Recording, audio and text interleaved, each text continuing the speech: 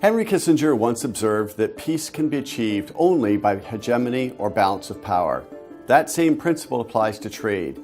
It's no accident that the two greatest periods of globalization, the decades leading up to World War I and those following World War II, were characterized by a balance of power and hegemony, respectively. And yet trade requires more than the absence of conflict. Global trade demands clear rules, typically enforced by the hegemon. For decades, that role was played by the United States. But as President Donald Trump embraces a more protectionist approach, the era of American primacy is coming to an end. New leadership is needed, but where will it come from? Europe, for one.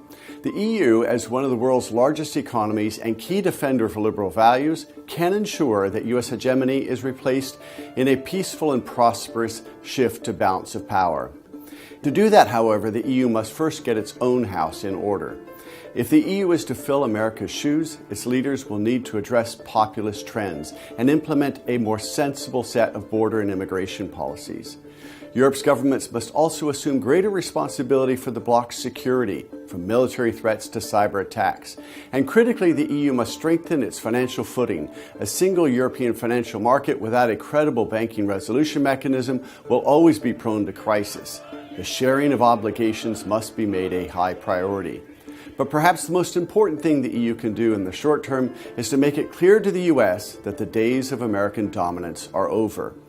Leading on trade should come easy to a continent that excels at maintaining free and open economic ties.